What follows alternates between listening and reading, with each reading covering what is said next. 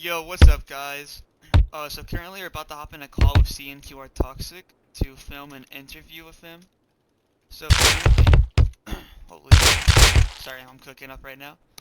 But yeah, we're about to currently enter a call and interview CNQR Toxic. So hope you guys enjoyed the video.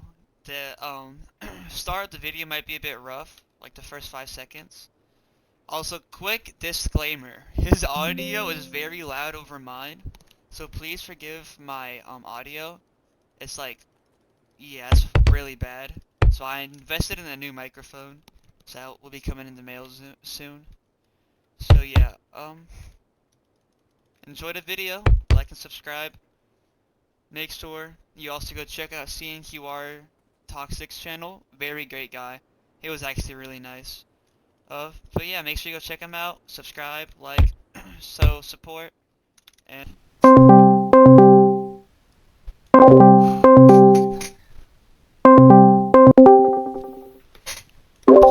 Hello.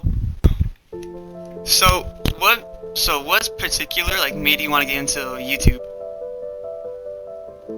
Well, first and foremost, thanks for having me on. Appreciate that you wanted to interview me, but what made me want to get into YouTube? I've been doing YouTube for a decade now. So I went into my 20s and I started when I was like 13, 14, doing Call of Duty stuff, and then YouTube has really been a way for me to do creative stuff outside of whatever I'm doing in my life. So I've been designing stuff since I was like a teenager, and I've just loved creating stuff. So YouTube is a way for me to kind of have my creative space, if you will. And really, I've now just kind of put my creativity into Rust console, which has led me to where I am now. That's pretty nice. What got you into Rust? So back in May of 2021, my cousin Z-Love, he said, "There's this new game that's come out. Do you want to play it?" And I said, "Sure." And then he got his mate to play it, and we kind of played.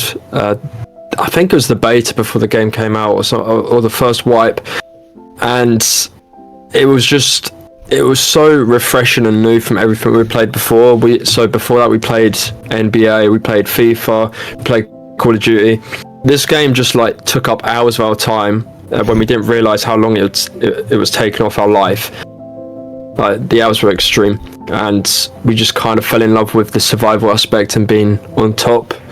So yeah, from there it was just because we'd never played anything like it before. I didn't have any experience of Rust beforehand, even on PC. So this was a brand new experience for me, and it kind of just took off from there. Wait, so did you start out on PC or console? I started out on console as soon as the game came out. Okay, do you play PC or do you main console? I started playing PC a little bit, but obviously I have stuff outside of Rust, so it takes a lot of my time up. And Rust on PC was fun, but the thing I missed that console has is, at the time, console was a bit more vanilla-like. So before community servers, I loved that everyone just had to survive, and console had a bit more of a tight-knit community than PC has. PC has like hundreds of thousands, whereas console has hundreds. So the community for console is a lot more tight, and everyone kind of knows everyone. So that's what I liked about console. Yeah, console's unique in its own ways, I can say. Yeah, for sure. It's very overhated, I say. What, as in console's overhated? Yeah, I feel like a lot of PC members or players hate on console and say it's very bad. But in reality, they're getting pretty similar, and it's not as bad as they really think it is. Yeah, I think there's pros and cons to it. I remember a lot of content creators from PC really disliked how Rust was treated at the start. At the start, the launch was really bad. And then I think Mimeo or someone they played Rust last year and they said it's gotten a lot better in terms of like graphics and performance, which to be honest it has, especially from 2021. So we just need faster updates, to be honest. Yeah. So what kind of content do you make on Rust for people who don't know you? Wow. So before I go into that, I kind of adjust with the times and adjust with what I like. So at the start, I created clan content. So it was me, a couple of my IRL friends, and then friends we met on Rust console, and kind of just recruited them. And then we were like, let's start a team. So I was like, okay, let's call it Conquer, to like Conquer servers, and then we just shortened it to CNQR. And so we started making. Well, first I kind of done some research because literally I was the only one making content for the team. I would look into who was doing content. So you had OB at the time, Harvey's GG, I'm Alex. They were kind of like the top dogs at the time. OB still being the biggest. And I was like, okay, let's make some content, but from a clan point of view, because everyone's doing solos and duos and trios. Let's do a clan one. And I'd done that for like a year, 2 years, and it just became so demanding. I would argue with anyone that it's harder to make content as a clan, like making videos as a clan, than it is to do it as a solo, duo, and a trio. And then I saw on TikTok, because obviously I make content on YouTube and I make content on TikTok, and the updates, people love update videos, whether it's updates that are coming, updates that in my opinion should come, and what everyone else thinks. And I saw they were doing really well, and then I was kind of done playing the game. I've played it for 3.5 years, and I obviously have a job and other stuff outside, and I don't have the time anymore. So I then transitioned into just being a commentator for the game, if you will, talking about updates, talking about cheating, talking about basically anything to do with Rust and Rust console, because I do really respect and love the game.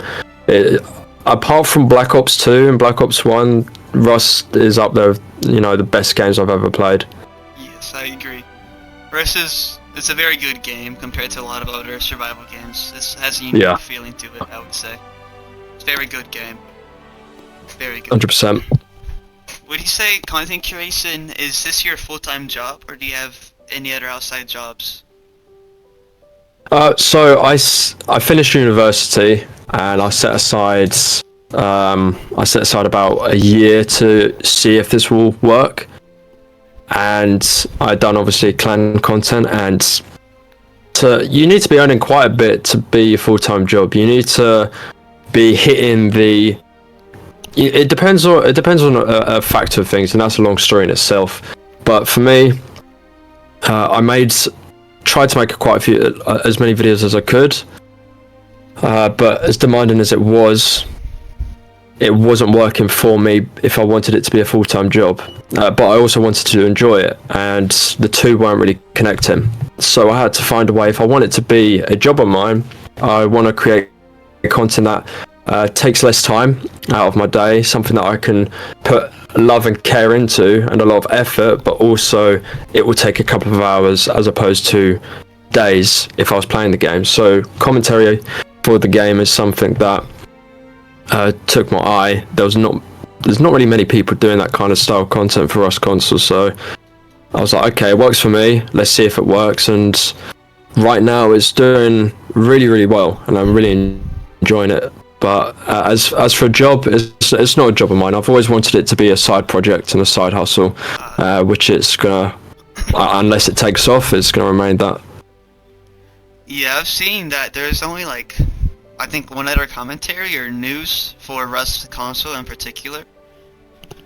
So, yeah, your commentary is also very unique. I do like your videos. Yeah. Thank you. Yes, you have good content. Also, do you have anything else to say before we end the interview? Do I have anything else to say? I think what I would say is people have this idea when I talk to people that don't really know me and they haven't spoken to me before, they kind of take me as I am in the videos, and sometimes that can come across cocky or arrogant. Something I would probably say is that if you've not spoken to me, I'm very much respect. I respect people that obviously show respect back, and I'm willing to give time out of my day to speak to people, help people out where needed. So I hope people don't have a image or picture of me being arrogant, cocky, and negative. People thinking negative of me, because I'm not like that, and I hope people don't think of me like that. So that's how I would like to end it. Yeah. Alright. Yeah, thank you for taking your time coming on here. That's alright, man. No, thank you for having me on. I appreciate it. No, yeah, no problem. You're 1 out of the 5 that responded. Alongside of help from a other guy I know. I respect you a lot. If you haven't, make sure you do Thank you. subscribe to CNQR Toxic. His content's very unique, very good. He posts a lot of update contents, very good if you're interested in future contents of Rust console. And do you do PC also, or just console? So I haven't really told many people this, but PC is something I'm going to be doing this year. 2025 is the year of blending the two together and gaining a community from PC and console. It's something I've not seen many people, if not anyone, do at the moment for updates and stuff. So yeah, that's something I'm going to be doing. Alrighty. Thank you very much for coming on here. It was a pleasant time. Hope you have a No worries, thank you. afternoon or whatever time it is for you right now. Afternoon, I think, right? It's nearly 7 o'clock, 7 p.m. Oh yeah, okay. So it'll be evening. Good night or evening. Enjoy your time, and thank you. Likewise, man. Thank you. Yep, no problem. See ya. See ya. Yo, what's up, guys? Thanks for watching. I'm gonna link CNQR's Toxic socials in the description, as long as another server I'm promoting. So thanks for watching, and hope you enjoyed.